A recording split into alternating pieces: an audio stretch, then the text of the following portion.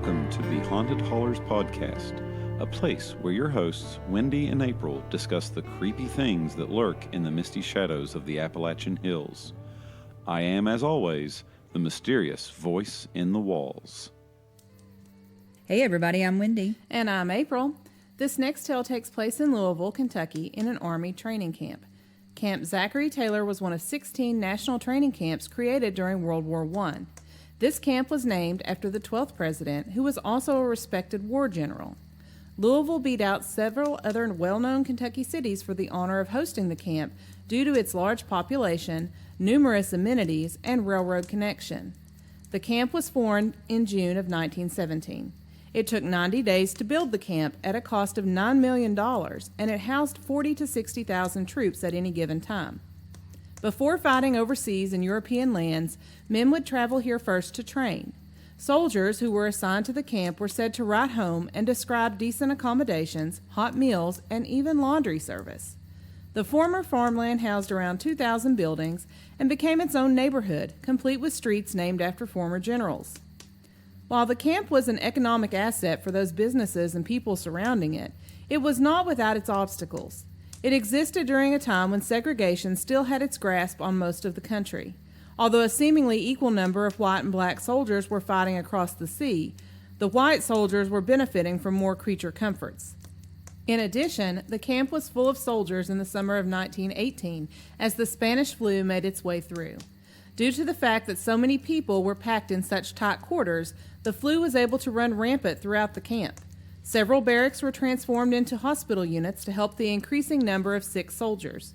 It was stated that some barracks had bodies stacked from floor to ceiling because of the rapid toll of the disease. In the end, 1,500 ended up dying because of the terrible epidemic. In September of 1919, the camp was abandoned by the military. The House Military Affairs Committee cited insufficient acreage as the reason and gave the order to begin the closing. Some of the land reverted back to farmland. Some of the wood from the building was used to build houses for new neighborhoods. Having such a large death toll, Camp Taylor has been made to the top of several haunted Kentucky places. Nearby residents have reported seeing ghostly soldiers wandering the neighborhood. Some have seen soldiers walking in formation across fields and streets. There have also been reports of a blonde woman wearing a blue Victorian-era dress wandering the area.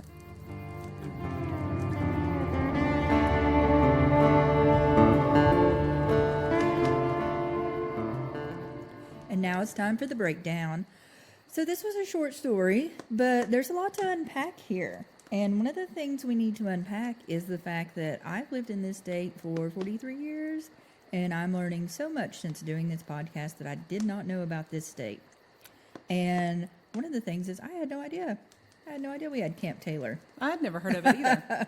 And another thing I didn't know, I had no idea who our 12th president was. Me either. Not a history person. No. Well, in your defense, that was like, what, at least 5 presidents ago? So I don't think either you or your parents or probably grandparents were able to vote for him. So I think it's fine not to know who that is. I mean, I feel like I should at least have a general knowledge of who our past presidents are, but I do not. There's been a lot. So, yeah, as I was looking this up and I'm researching, I had no idea that Louisville was a training center for soldiers going over to the war. And they would go there first and they would train before they headed overseas to fight in the war. And that was fascinating to me. Now, is this all soldiers? Did all soldiers go to this particular training camp? So there were I think 16 different camps. Oh, okay. So I'm imagining. Whichever one they were closest Yes, to. that's what I'm imagining. If you were in a certain radius, or maybe you were assigned. Like I know, my youngest son's going into the military, and he seems to think there would be a certain one he would be assigned to. I don't know if it depends on the branch. I don't know if it depends on. I don't know anything about the Probably military. branch and geography, like just which area or district or region. That's what I'm assuming. So, and I feel like that's how it was with this. If whatever one you're closest to, that's the one you would be sent to. So yeah. So they built this huge, it was like its own little neighborhood. And let me tell you, to throw all that together in 90 days, that's a pretty bang-up job. And the cost. I mean, $9 million is a lot of money today. Can you imagine how much money that was in 1917? That was a lot of money. A lot of money to put this together. So they put all this together, and apparently, it was close to what was to become Fort Knox. So it was close to that. So it was a nice, location there. It was close to a railroad that went to both north and south. So it was a pretty nice location to have a training center. Mm-hmm. So I guess it was just a bunch of farmland that they bought up and made this, and it was like its own little neighborhood. The streets were named after generals, it said, which I thought was pretty cool. Mm-hmm. And then they named it after a president who apparently was only president for like a year. Huh. Yeah, he was voted in as president, and then he was only president for a year, and then he died. Wow. So yeah. Okay. So I'm finding out so many interesting facts that I didn't know. Okay, so this was the training center, and not long after, you have all these people packed in, the Spanish flu came through. Yeah. So when the Spanish flu came through, it made for like a petri dish. You have all these people packed in tight quarters, germs coming through, and a lot of people were infected. Yeah. So they took barracks and made them into a makeshift hospital and tried to use the doctors and nurses to treat them. For the most part, a lot of people succumbed to the illness. Yeah. And that statistic that you read, or that fact that you read, that they had bodies stacked from floor to ceiling, that's a pretty... very grim That's a very grim... image. Yes. Yes, the fact that they had all of those people that died from the Spanish flu. So, yeah, that was very disheartening. And I believe it said the Spanish flu killed more people in that little neighborhood community training center than German soldiers did overseas. That's interesting. So, then German soldiers killed Americans. Well, so... I thought it was interesting that it said that the facility housed 40 to 60,000 troops. And if there were that many people there at that time, it's kind of fortuitous that only 1,500 died. Right. I mean, it's kind of crazy to say only 1,500 Right. died. But considering how many were there, that's a very small percentage. That is a small percentage. But I guess that was a big number for a flu. Yeah. To come through. So, yeah, it was pretty devastating. So what else can we say about this? Well, so you have these soldiers who died of this epidemic. And not long after that, they tore it down, citing there wasn't enough acreage. Well, I thought that was interesting too, because it didn't really say how much acreage they had to begin with, but like, if it's big enough to hold 40 to 60,000 people, like, what are they expecting to build that's going to be bigger or hold more Right. people than that? So I wonder if that was just an excuse. That's what I was wondering too. Was that the real reason, or was that just something else? I don't know, but I would love to know if that was really the reason, acreage. But here's the kicker. So you have these buildings that men have died in from the Spanish flu. And I'm all for reduce, reuse, recycle. I'm big on zero waste. But in this case, I have some doubts, because they took the wood from these buildings that the men died in from the Spanish flu and repurposed it into houses for people to live in. Mm-hmm. I don't know how I feel about that. How do you feel about that? I don't know. I feel like, well, I don't know. It's not I mean, it's kind of the same thing as like, okay, I'm going to buy this house where people died, Yeah. or were murdered, or, it's like, there's some mixed thoughts about I that. feel like it's got something attached to it. And I'm the naysayer here. I'm the doubter, and I'm not, I'm the one who's always debunking things. But I'm still not going to really get into something if it has something attached to it. Yeah. And I do feel like when people say the land can have things attached to it, or buildings can have things attached to them, I do kind of follow along with that and say that could be. And so you have a lot of men who have died on this land, so we have that. And now you have actual houses made out of the wood from the buildings they died in. Mm-hmm. So we've got two strikes against us now. Yeah. So some of the things they say that they've seen in this neighborhood are soldiers marching around in formation. So it's kind of like that residual, what they've always been doing. Mm-hmm. It's like they carry on their day-to-day task and activity. Another thing they've seen, and I'm not sure where this comes into play, is the woman in the blue dress. That was my question. Like, if this camp wasn't even created until what, 1917? It wasn't in use for very long. So why do we have a Victorian era That doesn't make any woman sense to me. wandering around? I don't understand that. I don't understand that. And what was her purpose? I could see if like it was a woman dressed as a nurse, because maybe she was helping out with the sick patients. Yeah. That would make sense to me. But why is there just a random woman in a blue dress in the wrong time period? I don't just know. wandering around. Okay, so as I'm researching, I found a pretty interesting story that ties into this. Okay. So it didn't happen at Camp Taylor, but it has to do with Camp Taylor.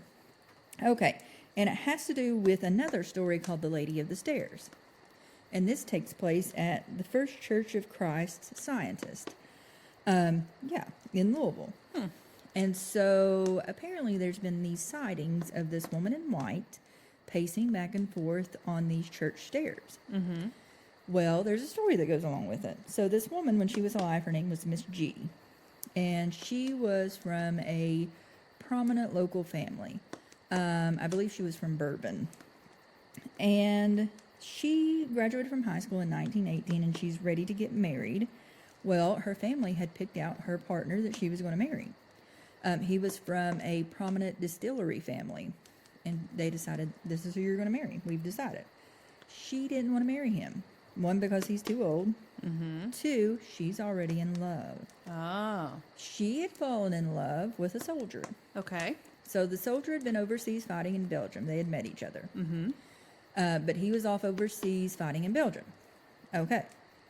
Well, he got discharged from the army. He finished his service. He was discharged. He loved her so much that he was going to re-enlist, because he knew that when he re-enlisted, he would be sent back to Camp Taylor. Okay. Which I get ahead of myself. In order to keep her from this soldier, her parents sent her to Louisville to live with an aunt and uncle, Okay. so they couldn't be near each other. Well, But if he goes to Camp Taylor, yes, but he okay. knew that if he went to Camp Taylor, which is where he knew he would go, That is Right. some three-dimensional chess there. That's really impressive. they really thought this out. He knew that if he went to Camp Taylor, they would be just minutes from each other. So, that's exactly what happened. He re-enlisted, got sent to Camp Taylor. So she would tell her aunt and uncle, I'm going to go meet some friends. Well, her and her soldier would meet up at an ice cream parlor. yeah, teenagers haven't changed all that No, much they really have. in 100 years. Except now we have Live 360.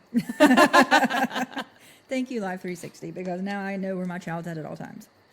And so she'd be like, I'm just going to go meet some friends at the ice cream parlor. But they did this for several weeks. As they were doing this, they came up with a plan to elope. They're going to go to Chicago, where he has family. Makes sense. They're going to get married. They're going to stay the night there, and then they're going to break the news to her family. Hey, we're married, and there's nothing you can do about it now. Sorry. So that was the plan. Good plan. Except there's a problem. She shows up to the ice cream parlor, and their friends know about it. The ice cream parlor, the workers there know about it. She shows up with her suitcase. But he's not there. And so she's upset. So she goes over to the church, thinking maybe he's going to meet her there. Goes to the church, paces back and forth. He doesn't show. She's heartbroken, And so the next evening, sun sets. She's back at the church, pacing back and forth. In the meantime, he's at Camp Taylor. He had come down with the Spanish flu. Oh. So he's delirious, and he's telling people, my girlfriend, but they don't know what he's talking about. Right. They don't know Because that. it's had to be a secret. Yes, and they don't know that she's waiting for him on those steps. And so she's devastated, walking back and forth, waiting for him. And people are like, she looked paler. She looked like, she was run down.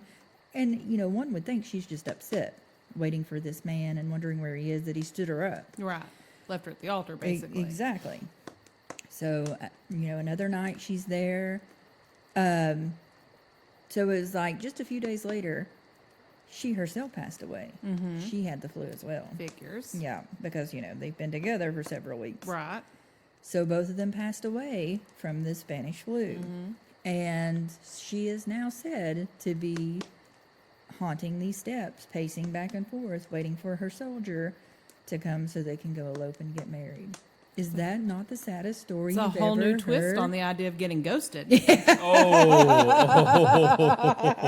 You're heartless. You are heartless. Here I am in tears thinking this is the saddest story I've ever heard. Hey, that's a fun role reversal right now, because usually it's the other way around. I know. Usually I'm the cynic and you're the emotional one. I don't know what's wrong with me today. But yeah, I just think that's the saddest story I've ever heard. It really is. She's waiting on her true love and he's not showing, and she's like, what did I do wrong? Why is he not showing? He has the Spanish flu. He can't get out of bed. Right. And she doesn't know it. And then he can't get communication to her. And then she dies because she has the Spanish flu. I mean, I guess on one hand, she's put out of her misery and not wondering where he is. I mean, she doesn't have to marry some old dude that her parents picked for her. this is true. This is true. So, there you go. That's a story within a story that ties into our Camp Taylor. Yeah. So it's fascinating, and who knew Louisville had such a rich history? Yeah, I think that we're going to be dipping our toes into lots of stories there as time goes on. I believe we are, yes. And I believe we're going to have to make a trip to Louisville. I mean, this feels like it could be like a whole week trip to Louisville because there's so many things to see there and so many things to investigate. I do want to go back and touch on, I think you mentioned that there were apparitions of soldiers doing maneuvers. Yeah, like they're in formation. I feel really bad for those spirits, like just stuck doing drill, the whole like that. Oh, that's got to be terrible. Could you imagine that your afterlife is you having that residual effect of just being in formation? Or you know what that means for us, though? We're going to be in the classroom. Oh, no. No, thank you. We're going to be in front of a marker board teaching for the rest of our lives. So Nope, I'll be at the gym or at a library. We'll be like that ghost in Harry Potter that died, but his spirit just kept on teaching his classes as if nothing had happened. That's going to be us. That's going to be us one day. Well, if you have been to Camp Taylor or the area that it used to be Camp Taylor, or you have been to this church in Louisville and you have seen anything strange or anything that you would like to talk about, please let us know because we would love to hear about your encounter. You can contact us on Facebook and Instagram at Haunted Hollers. You can also send us an email at hauntedhollers@gmail.com. And we also have a webpage, www.hauntedhollers.com. Until next time, listeners, beware of things lurking in the shadows.